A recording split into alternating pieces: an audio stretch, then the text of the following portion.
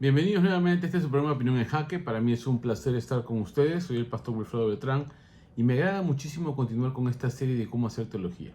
Ahora vamos a enfocarnos en el estudio de un libro específicamente con el tema de la segunda venida, y para esto hemos elegido el libro de Segunda de Tesalonicenses. El método que vamos a aplicar es el método sintético. Bueno, hablamos de los 10 métodos que hay, pero empezamos con el sintético porque nos va a dar la facilidad de conocer todo el pensamiento del libro. El método sintético quiere decir que afirmamos una verdad que refleja el conjunto de todo el pensamiento que expresa este libro sobre la segunda venida. Y como tiene un aspecto práctico, uno tiene que hacer una serie de lecturas. Ya explicamos esto en la hermenéutica de Jesús, pero ahora vamos a hacerlo de manera práctica para que usted comprenda cómo es el método sintético, ¿no? Cómo establecemos un hilo de pensamiento que cruza, en este caso, los 3 capítulos del libro de Segunda de Tesalonicenses. Y por consiguiente ya adelantamos que habla sobre el tema de la segunda venida. Lo primero que usted tiene que hacer en las lecturas es identificar cuál es el tema principal. La primera lectura del libro hágalo de corrido, de principio a fin, sin parar. Ya hemos dicho en reiteradas ocasiones que los títulos que tienen los párrafos de los capítulos de la Biblia y los versículos que inicialmente nos guían no estaban en el original. Era una carta común que tenía un pensamiento corrido y nosotros debemos leerla de esa manera. Así que es importante tener un pensamiento general del pasaje, y la primera lectura que debemos hacer tiene como fin definir el tema, de qué se trata, ¿no? Por ejemplo, acá dice que debemos observar los diferentes argumentos o enseñanzas del libro en general, y al final de cada lectura uno debe anotar todos los resultados de cada lectura que hacemos, ¿no? Por consiguiente, podemos ver que va a crear un pensamiento claro establecido en las lecturas de manera sucesiva y se va a poder colocar en un determinado orden. Esto es interesante porque ahorita les voy a explicar cómo funciona esto, ¿no es cierto? Yo les voy a dar espacio, usted puede parar el video y lea Segunda de Tesalonicenses de manera corrida. Y trate de hacerse las siguientes preguntas, ¿no? ¿Qué dice el autor? ¿Ah? ¿Cuál es el tema que está tratando el autor? Aparte de los destinatarios, por supuesto, que son hermanos, aparte en este caso de quienes acompañan a Pablo, ¿cuál es el tema principal que une todo el pensamiento de la carta? Porque el apóstol Pablo va a desarrollar siempre un pensamiento marcado en base al testimonio de la iglesia a la cual escribe y aplica las verdades del momento que quiere trabajar, luego entra al corazón del pensamiento del tema principal y luego pasa a la aplicación. Es interesante en el proceso de reflexión del apóstol Pablo. Ya ustedes se dan cuenta de que yo estoy explicando la síntesis, ¿no? Cómo se va uniendo los 3 capítulos de manera rica, nutritiva y extraordinaria para que usted pueda conocer todo el pensamiento del pasaje. Por ejemplo, una vez que usted sabe el tema, va a haber un pasaje que va a expresar todo ese pensamiento. Y en 2 de Tesalonicenses, los pasajes claves están en el capítulo 2, verso 1 y 2. De ahí sacamos el tema principal. Por ejemplo, dice: pero con respecto a la venida de nuestro Señor Jesucristo y nuestra reunión con Él, os rogamos, hermanos, que no os dejéis mover fácilmente de vuestro modo de pensar, ni os conturbéis ni por espíritu, ni por palabra, ni por carta como si fuera nuestra, en el sentido de que el día del Señor está cerca. Muy bien, estos 2 versículos resumen el tema central de la carta. Esta es una carta referente a la reunión de la iglesia con Jesucristo, referente a la segunda venida, ¿ya? La venida del Salvador. Por eso, ahora vamos a ver cómo Pablo conecta la experiencia de la iglesia, y usted lo puede ver en el capítulo 1, habla de la persecución. Bueno, hay un proceso que todos conocemos de elaboración de una carta de esa época. Hay las salutaciones, la presentación de los, en este caso, escritores de la carta o el escritor de la carta. Luego empieza la acción de gracias, ¿no? Que se refleja en el verso 3 por medio de las oraciones. Pero aquí viene lo importante, ¿no? aquí viene lo importante. Él habla de la persecución en el verso 5, habla de la persecución que está sufriendo la iglesia, plantea el argumento que viene de parte de Dios, pero aquí viene. En el verso 7 empieza a conectar el tema principal de toda la carta con la experiencia particular que la iglesia de Tesalonicenses está pasando por la persecución de sus congéneres. Por ejemplo, dice en el verso 7, y a vosotros que sois atribulados, dice aquí, daros reposo con nosotros cuando se manifieste el Señor, del Señor Jesús desde el cielo con los ángeles de su poder. Aquí viene entonces el eje, ¿no? Vean ustedes, la iglesia está pasando una persecución por causa del evangelio que se está difundiendo entre ellos. Entonces la iglesia sufre la presión, en este caso del entorno social, que rechaza el evangelio y a ellos los ve como personas nocivas para su cultura, su sociedad, su pueblo, su religión. Por eso hay una acción violenta contra ellos. El apóstol Pablo habla de esa experiencia que ellos tienen, argumenta teológicamente, o sea, el sustento de que es delante de Dios justo que la iglesia pase tribulación, ¿no es cierto? Y lo dice acá abiertamente. Dice, esto es demostración del justo juicio de Dios para que seáis tenidos por dignos del reino de Dios. O sea que dice, esta experiencia de sufrir por causa del evangelio te hace una persona digna, ¿no? Y conecta entonces la idea de que esta persecución presente va a tener un final. Y va a tener un final contundente con la venida del Salvador, que va a traer paz para los creyentes y juicio para aquellos que causan persecución. O sea, les va a devolver la cosecha de su siembra, ¿no? Van a sufrir las consecuencias de atacar a la iglesia del Señor. Así podemos conectar todo el pensamiento bíblico, ¿no? Porque en el verso 8 dice, en llama de fuego. O sea, ¿cómo va a venir el Señor Jesús desde el cielo con los ángeles de su poder? En llama de fuego, para dar retribución a los que no conocieron a Dios y ni obedecieron el evangelio de nuestro Señor Jesucristo. Y dice, en los cuales sufrirán pena de eterna perdición, excluidos de la presencia del Señor y de la gloria de su poder. Muy bien. Otra vez vuelve el verso 10, cuando ven aquel día para ser glorificado por sus santos y ser admirado en todos los que creyeron. Bueno, ahí nomás lo voy a dejar porque quiero que noten cómo va a conectar la experiencia presente con el tema central que va a manejar para explicar una doctrina sobre para explicar la doctrina sobre la segunda venida, ¿no es cierto?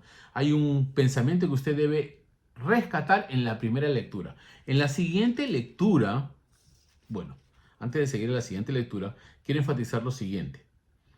En el capítulo 2, verso 13, parece que cambiara de tema, pero no es así, porque él los está exhortando por la obra de salvación, ¿ya? Y dice algo interesante en el verso 15, y lo voy a leer, para que ustedes vean cómo la segunda venida se está conectando aquí.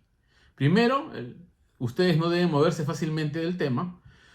La persecución puede causar ciertas variaciones en la comprensión de la verdad doctrinal sobre la segunda venida, pero aquí el apóstol les dice no deben moverse fácilmente de lo que ustedes conocen. Y bueno, en el verso 3 del capítulo 2 habla de las 3 formas de engaño, ¿no? Que pueden ser, en este caso, en el versículo 2, perdón, dice, no os conturbéis ni por espíritu, o sea, algún tipo de revelación extra bíblica, alguna experiencia sobrenatural o mística, o algún contacto con el más allá, un contacto del tercer tipo, ni por palabra, o sea, por la exposición del mensaje oral, ¿no? ¿Ya? Por la exposición de cualquier pensamiento que de repente está atentando contra la esencia de la Escritura o del pensamiento revelado por Jesucristo a través de los apóstoles, ni por carta como si fuera nuestra. O sea, aquí vemos también hay documentos escritos que pueden ser falsificados en nombre de los apóstoles. Pero aquí hay algo interesante que vamos a dejar por sentado, ¿no? Que el apóstol va a resaltar y va a indicar lo que él les había enseñado cuando estaba en presencia de la congregación, cuando estaba entre ellos. Y eso es interesante porque no puede haber contradicción en la enseñanza del mismo apóstol. La verdad no varía. La verdad se enriquece, pero sigue siendo la misma. La verdad se expone en diferentes palabras, pero sigue reflejando el pensamiento central que el Señor ha expuesto. Y por eso le citaba el verso 15, porque dice, así que hermanos, miren la conclusión de Pablo, estad firmes y retened la doctrina que habéis aprendido. Aquí Pablo reitera, ¿no?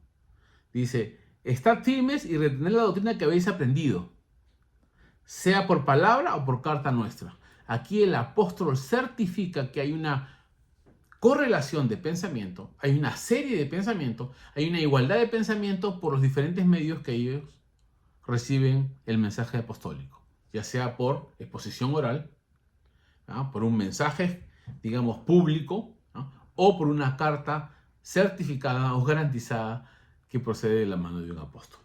Es interesante lo que dice en el verso 5, dice, ¿no os acordáis que cuando yo estaba todavía con vosotros os decía esto? O sea, él apela a la exposición verbal, a las enseñanzas que él tuvo de manera presencial en la iglesia para sostener que hay un tema que ellos deben retener, una verdad sobre la segunda venida que deben retener. Muy bien, todavía no hemos visto detalladamente qué situación se presenta sobre este caso, bueno, que afecta a la doctrina sobre la segunda venida, que afecta a la esencia del mensaje apostólico que Pablo va a defender y va a reiterar en esta carta, porque quiero seguir conectando el capítulo 3 para que vean cómo Pablo va hilando el pensamiento que nosotros debemos condensar en una idea máxima. Por eso le llaman el método sintético, porque aprendemos a leer el pasaje en base a lo que se ha dicho, ¿no? Conectamos todas las ideas. Esto es lo que nosotros enseñamos en la hermenéutica de Jesús, el contexto, ¿no es cierto? Cómo el contexto influencia a las palabras subsecuentes a lo explicado en el contexto inmediato o en el capítulo anterior. Muy bien, en el capítulo 3 habla de orad por los santos, ¿no es cierto? Y aquí pasa entonces a la difusión del Evangelio, pero en el verso 6 dice, pero os rogamos, hermanos, en el nombre de nuestro Señor Jesucristo, que os apartéis de todo hermano que anda desordenadamente y no según la enseñanza que recibisteis de nosotros. ¿Cuál es la enseñanza que recibieron? Aquí Pablo va a hacer un recordatorio del tema sobre la segunda venida y la crisis de aplicación que ellos han tenido. ¿Cuál es? Como el Señor viene, ya no trabajo. Como el Señor viene, me dedico al ocio y abandono toda situación, que me aparte de la oración y la lectura bíblica, ¿ya? O me distraiga de servir al Señor. Aquí Pablo es bien punzante al decir lo siguiente, porque vosotros mismos sabéis de qué manera debéis imitarnos. Aquí bien, coloca el ejemplo, pues nosotros no anduvimos desordenadamente entre vosotros, pero vamos a ver cuál es el desorden. Ni comimos de balde el pan de nadie, sino que trabajamos con afán y fatiga día y noche para no ser gravosos a ninguno de vosotros. Porque no porque no tuviésemos derecho, sino para daros nosotros mismos un ejemplo para que nos imitaseis, ¿no? Verso 10, porque también cuando estábamos con vosotros, otra vez reitera las enseñanzas previas, o sea, no hay contradicción, ni tergiversación, ni corrupción del mensaje. Esto es algo singular en los apóstoles. Su mensaje se enriquece, no evoluciona. Quiere decir que no cambia, ¿no? De una imagen hacia otra, ¿ya? No se deteriora el mensaje inicial, ni adquiere otros matices que no le corresponden, ¿no? Dice, y miren lo que dice, ordenábamos esto, si alguno no quiere trabajar, tampoco coma. Aquí empieza la crisis entonces de la iglesia, ¿no? Algunos que decían que la segunda venida está tan cerca que no necesitamos ya dedicarnos a cuestiones mundanas, como en este caso el trabajo, ¿no? Por eso Pablo dice en el verso 12, a los tales mandamos y exhortamos por nuestro Señor Jesucristo que trabajando sosegadamente coman su propio pan. Así. Y vosotros, hermanos, no os canséis de hacer el bien. Aquí hemos planteado el pensamiento general y cómo se ve y se debe aplicar a lo largo del pensamiento de toda la epístola. Así que cerramos reiterando lo siguiente. Cuando ustedes tienen el mensaje central, pueden conectar todo el pensamiento del libro para que así sepan interpretar cada espacio, cada expresión práctica en relación a lo que el apóstol ha expuesto. Y él reitera de que en su exposición presencial él ya había indicado estas cosas, solo está recordando porque alguien ha alterado el pensamiento y le ha dado una mala aplicación, el abandono de las responsabilidades sociales bajo la excusa de que Jesús viene ya, por consiguiente no necesita trabajar. Y el apóstol dice que eso es desorden. Muy bien, ahora hemos visto el método sintético. La próxima vez voy a ahondar en el bosquejo, segunda parte del método sintético, y podamos ver entonces cómo se van a estructurar las ideas, porque hay una estructura en el pasaje y lo vamos a ver la próxima lección. Les agradezco por su tiempo, les pido que sigan leyendo 2 Tesalonicenses y nos vemos la próxima semana. Dios los bendiga.